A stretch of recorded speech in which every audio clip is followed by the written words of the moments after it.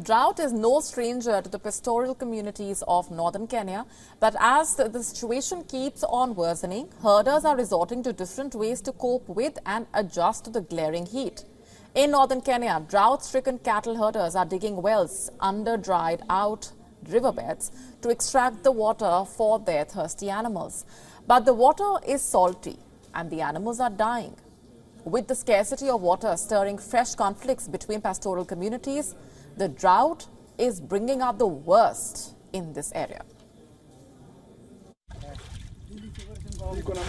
Dubbed the Singing Wells, herders at the Notorabo River in Samburu County turned to digging deep below the riverbeds in the scorching heat, just to find some water for their cattle.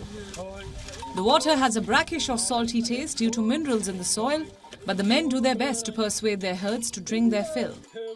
Since there has been no rainfall for the past 3 years, the area has been ravaged by a drought. We are hopeless. I think there are only a few days left before people begin to die since the drought has become overwhelming. Many herders have lost livestock. One lost 30 animals in just 2 weeks.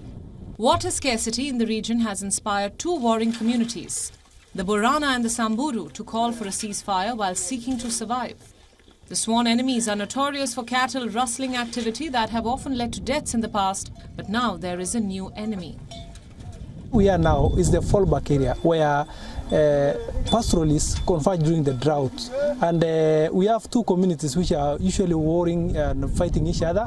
These are Borana and Samburus. They are sharing this resource not because they like it, it's because they have no otherwise. They have no otherwise. There's no water, and this is the only place with water. So this tells us that conflict can occur any time, at any given moment here. According to experts, the crisis is so dire that the future of these communities is now at risk. If there's no water, you see there's no future. People will die, animals will die. They cannot even cook in the evening because there's no water. So they cannot eat. So if they don't eat for 2 or 3 days, they will die. The ravaging drought and extreme temperatures are threatening the lives of 20 million people in the East and Horn of Africa. There is a glimmer of hope, though, since experts claim that groundwater is underexploited in Africa. A British survey also found that Africa has enough groundwater for most countries to get through at least 5 years of drought. Groundwater is probably the biggest reserve of water in Africa, probably by a factor of about 100 to 1 over surface water. And generally speaking, Africa is underexploiting groundwater compared to other continents. So there are several continents around the world where they have chronic sustainability issues around groundwater, but Africa, generally speaking, is not there. But what Africa lacks is the resources to extract the groundwater effectively. Currently, according to the UN, roughly 400 million people across Africa lack access to clean water. As climate change increases average temperatures, we can expect the amount of water being evaporated from surface water to be increasing.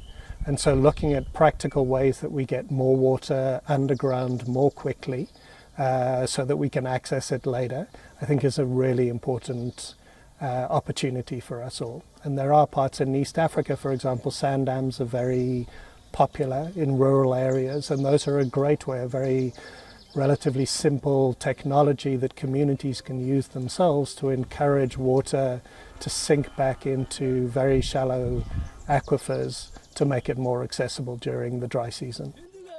With no resources and funding for groundwater exploration, the herders in Samburu are on the brink.